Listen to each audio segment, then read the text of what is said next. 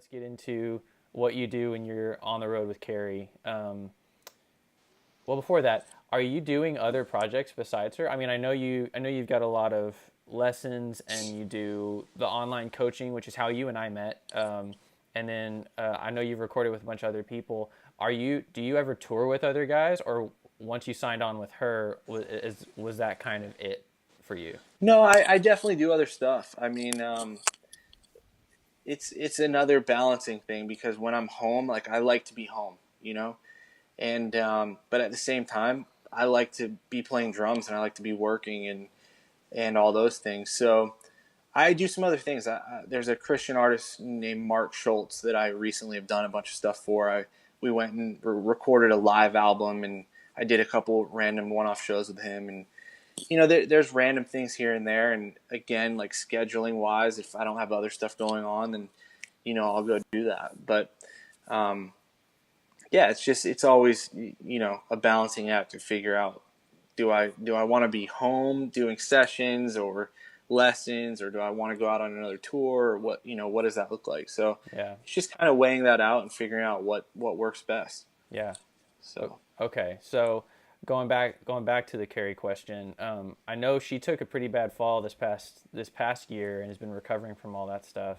But and I'm sure y'all got some stuff. I think you had told me y'all have some stuff planned for later this year, as much as you can talk about. But what is that like as a drummer who has come on with an artist? Like a lot of guys think about being a professional drummer, they think they got to start a band. But then there's other guys who are like, well, it's really got to be, it's better to be hired this way or whatever. How has that been for you going from touring with a band mindset to touring with an artist? And what does a typical day look like for you when you're on tour? Because a lot of guys probably don't know what that's like, and you do right. that day in and day out for months on end. What's the touring life like for you? Yeah, for sure. I mean, it's going from a band to an artist it just depends. There's two different roads in my opinion, and I think it's always good to have, for instance, like I have a buddy who him and I kind of do some music together, and I guess you could call it like a band, but it's really cool to have that outlet of like our music. And so there's something to be said about that, but at the same time, being a hired guy who plays for artists is a great thing as well. Like I've loved it. Obviously, I'm still doing it, and it's definitely a cool road to go down as well. It really depends on what you want to do. Some guys want to just have their band and like really push towards that, which is really cool. Like I get that. But yeah, man, like being on the road and a typical day is, a lot of sitting around on the road. I will say there's a lot of downtime and traveling, obviously. So it's hotel room to arena, and a sound check on a day, and then more sitting around, and then the 2 hour show, and then get on the bus and head to the next city. So it's funny because I mean, it's awesome. You know what I mean? But it's really funny because people are like, oh man, like it's this big glamorous thing. But it's cool to go city to city and explore those cities, and like I said, there's a lot of downtime, so you have time to do all that. But Yeah. it's definitely an experience and definitely a cool thing, and especially when you're on the road with people that you enjoy being on the road with, and it's like it becomes family, So Right. it's awesome, man. I'll go on a day, like there's so much time sitting around on a day. I'll go. My drum tech will be in there like changing heads. I'll be like, dude, can I just help? Like I just want to do something. Like Yep. I'm bored. So all that stuff's fun too. It's good. It's a good time. Yeah. What is it like being away from home? I know you and I have talked about it for my purposes, but like, what's that like for you? Packing up and knowing you're going to be gone for a little bit. I've seen interviews of different guys, like the guys from Switchfoot. Of course, I've talked to the guys from Blue October, and they've talked about their family lives and this and that. And how is that for you whenever you go on the road? Like, do you manage it? Are you able to fly your wife out? Do you stay in contact with people as much as you can? Like, what's that part of the touring Yeah. life been like for you? Yeah, it's when I was younger and when I was single, it was a lot easier and a lot. I didn't have a care in the world, I guess, in a way. And now, again, as you evolve and time goes on, and I got married and all that. It's like, yeah, it's a little bit. I wouldn't say harder. It's just you have a little more to manage, Yeah. and you just got to do it a different way. And luckily for me, I've been able to have my wife out a ton when we're on the road. I fly her everywhere I can, and we're home a good bit as well. So, and I also look at it like when I'm home, I'm home. It's not like I'm going to a 9 to 5 job every day. Right. And so it's just kind of figuring out what works for you, and knowing that it's kind of a different lifestyle, Yeah. and just balancing that in that way. And man, it takes the right, as far as a girl, a wife, a girlfriend, whatever. It definitely takes a special person, Yeah. and that understands that and respects that, and realizes that you're pursuing your dream. So uh, it's definitely a balancing act, but it's definitely feasible, and it's definitely easy. I'd say it's easy to do. It's just doing it the right way. Okay. And it's cool, man. It's an experience. When I get to have my wife out, we get to travel the world. You know what I mean? Yeah. And that's really cool. So it's just making it work for you, and how you and your relationships around you work, and friends and all those things. Yeah, you try to keep up as much as you can, but that's hard too. It's like your world, when I leave on the road, it's like everybody else's world at home kind of uh, keeps going, and yours almost stops there, and then you come back in town, and you're like trying to Gotta catch pick up in up. a way. Yeah. And so that's kind of an interesting thing. But at the same time too, in a city like Nashville, everybody's doing that. You know what I mean? Right. Everybody's on the road. It's like I have a buddy who we've been trying to get up for like 2 months, but it's like I'm home and he's gone, and then it's the day that he flies home, like I'm flying out. It's like it's just funny how it works, but Yeah. everyone kind of understands that, and it's just the way it is, and you make it work. So Yeah. it's good. Cool, man. So, um, totally different topic. Recently, Drum Chats, we just released our podcast yesterday with myself and Dave Douglas from Alliant K. And so, in the podcast, our goal is to be talking about every episode is going to be a different topic, and honing in on cymbals, honing in on drumsticks, what kind of monitors you should use, this and that, and the next thing. And at some point, we would love to have you as a guest on there whenever Yeah, we can man. kind of get our footing and just really nerd out on gear.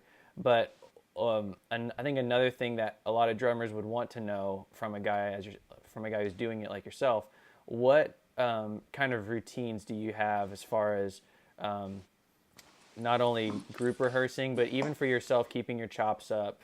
What kind of advice would you give for drummers behind the kit and say, hey, this is how I keep going, this is how I keep evolving and keep working, getting better? What kind of advice would you give to somebody like that? Yeah, I mean, first of all, like never stop taking advice. Always take advice from people. Um, there, take it with a grain of salt if you want, but take advice. You can always grow. You can always learn from somebody. As far as routines and practice and those things, it's like I've figured out the older I've gotten, it's like stretching and things like that have been huge, because man, when you get on stage for 2 hours, it's like a marathon. So you've got to do those things. You've got to keep your body like healthy in a way. Yeah. Warming up, sitting with a click, and just playing the most simple groove for me is like awesome. It's the greatest thing in the world. Making the click disappear, just locking it in so tight. It sounds like such a simple thing, but it's a simple thing that you can never do enough, because you want it to be engraved into your brain. You want it to be in you rather than just you're listening to it. So that's a big thing that I do try to do as much as I possibly can, man. I'll sit with a click. I'll sit with it for just kick, snare, hat, not even doing anything. Right. And I'll sit with it at like 100 BPMs, and then I'll bump it up to like 160 real fast, and then I'll bump it down to like 60. Yeah. And then I'll go, so because those things feel weird to do, but for me, practicing that is like practicing transitioning between songs during a live show, and it's like getting locked in on those tempos very quickly, so you're not rushing when you go from a song that's at 160 down to 60. Yeah. So you're not rushing that 60. You're like right in it from the very top of the song. And to me, like that's a good way of warming up and practicing, as well as working on sitting with a click and feel and all those things. So those are kind of things I do. I know guys will sit and practice rudiments, and I do that a little bit, but that's never been a huge thing for me, which I'm not saying that's it shouldn't be for someone else. Right. It's just kind of, that's how it's been for me. And, you know, it's always pushing forward and growing, man. There's so many videos online and things now that you can sit there and learn all day long. You know what I mean? Whatever you want to, as far as rudiments and fills and in those little things. But man, sitting with a click, you can't learn that unless you sit and do it, you know? Right. So it's a little bit different. Yeah. Here's actually a question I got from somebody yesterday. A guy was listening to the podcast, and he asked a question that he was having a really hard time getting his kick drum to stay in sync with his arms and learn. He's relatively new. He's only been doing the drums for a couple months. And he's having a really hard time trying to figure out how to get all of his limbs to work in sync and what to do to build that muscle memory. And I told him kind of exactly what you did, was just not necessarily working on rudiments, which is good, but also just stretching and just really just repetition and working with the click, especially. What advice would you give to that guy who's even just starting and learning how to make all of his limbs move separately but collectively? Right. I mean, I think for me, what I've seen when I work with guys like that, because I've dealt with that as well, and it's like sitting with a kick, snare, and hat, first of all, simplifies things, and it's a little less overwhelming. And no matter what, like if you have a full kit sitting there, you want to hit everything for whatever reason. It's just, we're drummers, like it's what we want to do. But if you just set up a kick, snare, and hat and go, I'm going to sit here and I'm just going to play this most simple groove and try to get my hands to land at the same time, you know, like my hi-hat to line up with my snare and my kick to line up with my hi-hat. And like nowadays, you can set up your phone and record yourself, listen back, go, man, that's a little off, and just sit. I know it's not fun, but it's like just sit and do it, because like you said, it's muscle memory, and it's just gonna, it's I think one day with most guys, it just all of a sudden clicks. Right. And it's like, oh my gosh, like I'm not even thinking about it and I'm completely locked in. You know what I mean? And then once you truly get that, you can start working on these other things, start adding stuff in, start, you know, working a paradiddle fill into your solid groove. But I think that if you can start there and really start with locking those little things in, it goes a long way in the long run. So I think that's great advice what you gave him, for sure. Cool. Oh gosh, I had one more thing I was going to bring up, but I can't remember what it was. That's just the way it goes, I guess. Here's another one. I was talking with, I think it was Dave Douglas, actually. He and I were chatting one day. What is it like for... No, it was Rich. It was Rich Redmond. He and I were talking about the Nashville drumming scene and how there's a lot of artists and a few drummers. You and I mentioned this before, and I think you talked about it when you came down to Austin. Are you doing a lot of the recording on Carrie's records, or are you? I know Chris McHugh's a big guy. I know Rich is a big guy, and there's some artists bring their drummers, and some are hired guns. What's that whole side of the spectrum like? Yeah, it's an interesting thing. I mean, as far as Carrie, it's very producer driven. Okay. You know. And most of the time, unless an artist just steps up and goes, you know, I want this guy, or I want my guy, or whatever that is. Right. You know, like for instance, you said Rich Redmond and Jason Aldean, like he uses all his band on his albums. Yeah. Which is really cool. It's a cool thing. They've been together since the very beginning. Mm-hmm. And so it's a cool thing. But I'm not on those albums. Okay. But it's funny because, you know, I'm on some other like bigger country albums, so it's just an interesting. Okay. It's like I said, I've found it's very producer driven. Okay. If a producer is comfortable with players, like he has those players on almost everything that he does. Yeah. You know what I mean? Right. And it's like he has his guys, Mm-hmm. and so it's it is what it is. It's not a big deal. It is whatever. Yeah. So it's kind of one of those things. You just go, okay, cool. Like, I'm no big deal. Yeah. And it's fun too. Like, man, McHugh plays on most of the stuff, and it's like, dude, for me to sit and like learn that stuff's the greatest thing in the world. You know what I That's mean? cool. Like, that is growing for me and stretching for me. Yeah. And it's only going to make me a better player as well. Right. Because there's a reason why he plays on like 90% of the albums in Nashville. Yeah. so it's cool. It's a cool thing. Yeah. Okay. So Yeah. one thing I definitely don't want to not talk about is Nashville Sampling Co. And you and his name's Justin, is that right? Yeah, Justin Miller. Yep. Okay. What you guys have done? Well, let's backtrack. What is Nashville Sampling Co? I know you and I've talked about. I've been to the studio, a lot of the sampling aspect of it. But for you guys, what's y'all's mission? What's y'all's goal? Yeah, I mean, it's a drum sample library. So, we have a few. We have, maybe 7 libraries now. I have one, Rich Redmond we have, and then just kind of a few random ones. And we're working on, more guys right now. And right now it's just samples. So you can replace drums with it. You can program drums with these sounds, and you can tweak them. You can tweak the sounds beyond belief. I mean, it's pretty crazy. And we're actually working on a loop library right now. So cool. It's different grooves.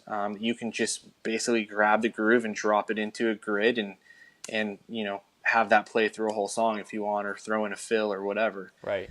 But it's done well, man. The sounds are like killer, and they're we've spent days and days and hours working on these sounds and different velocities. So like you can program these sounds into say SPD SX, and I mean you can play the kit and it sounds like a kit. You have the different velocity. You play light, you can get ghost notes, all these different things. So it's been a cool thing, and for me on the technical side of it, I'm not smart on that. If Justin was sitting here, he'd be like, no, that's not really what it means, man. Like, you're not saying that right. So I'm like, I just want to make the grooves and make them sound good, the sounds, and all that. But he's kind of like the genius behind it all and all that. So it's a cool collaboration, I guess you would say, a cool partnership. Yeah. And man, we're trying to grow it, and it's never ending. There's never enough sounds. There's never enough grooves. You can sit and play one groove 30 different ways, or 100 different ways, or 1,000 different ways. So it's kind of never ending, but it's fun. It's really cool. So I interviewed my Pro Tools teacher from when I was in audio school, and he's an engineer for Tim Palmer, and I was talking with him about sampling, and I think there's a lot of controversy when it comes to sampling with a lot of people, where it's got a bad taste in some people's mouths, where they're like, well, why have a drummer come in and record if you're going to do drum replacement, or why just use virtual drums instead of getting a drummer? As a drummer yourself and as a co-owner of a sampling company, what would your take on that be, and reason why people should use virtual drums, or what exactly all that looks like? Just to clear the air. No, I mean, I understand that, and it's a good question, and it's a concern, I guess, in a way. But there's a lot of people in this world making their own music, and they can't necessarily afford to hire Rich Redmond to come in and play on their album. So if they can buy the sampling pack, then awesome. They can have Rich Redmond sounds, or as far as replacing, you might get in and record like a killer drum part, but for whatever reason the snare was just like not right. It wasn't right for the song, or there was something weird with the tuning. Yeah. So you can throw in, or you go, what, I want a really deep low snare on this track, but what was recorded was like a piccolo. Right. But so you can just drop that sound in, and it's the same player, it's the same parts, everything, but now you have this like killer deep snare in there. Right. And that's kind of how I say it all in like layman's terms, you know what I mean?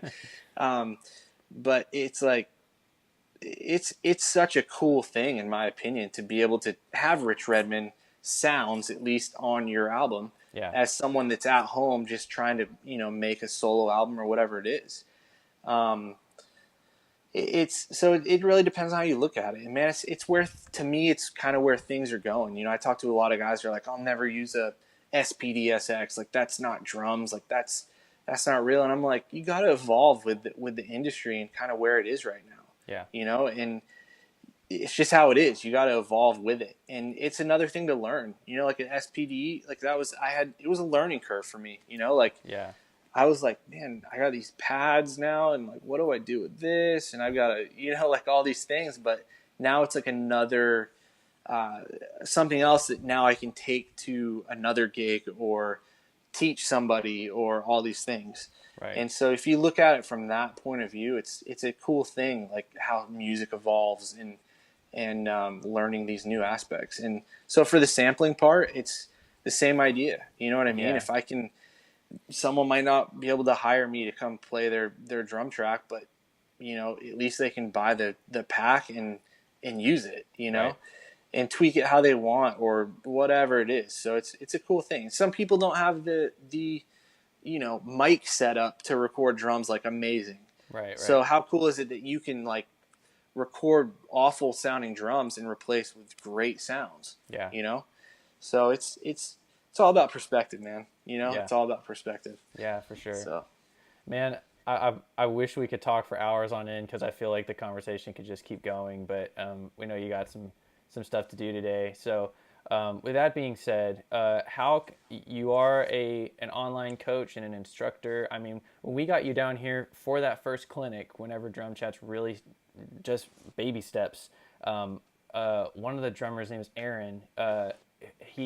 I was working with him in a workshop, and you guys did a private lesson. And I remember you telling him, you're like, get your heel off your kick and just use the ball of your foot, and it's going to give you a lot more velocity. And he was doing a workshop the other day, and I was so proud. He was all ball of his foot. I was like, finally, I love it, man. I love it. But you have that kind of influence on guys. So whether it's in person or online, how can guys get in touch with you for industry advice, drumming advice, all that kind of thing? Yeah. GarrettGoodwin.com. You can go there. There's my email, GarrettGoodwinDrums@gmail.com. My Instagram's GGoodwin, or Twitter, same thing. Yeah, man, anyone reach out. It'd be awesome. I'd love to sit down or Skype or whatever that might be. If you're in Nashville, come hang and we'll record some drums or whatever you want to work on. So yeah, I'm all about it. Appreciate that.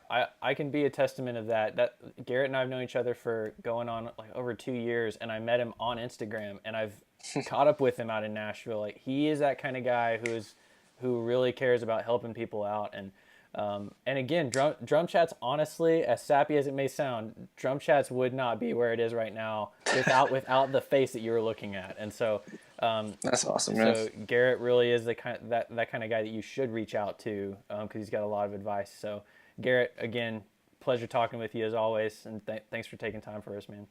Thanks for having me, man. I appreciate it. It's awesome. All right, man. We'll talk to you later. All right, buddy.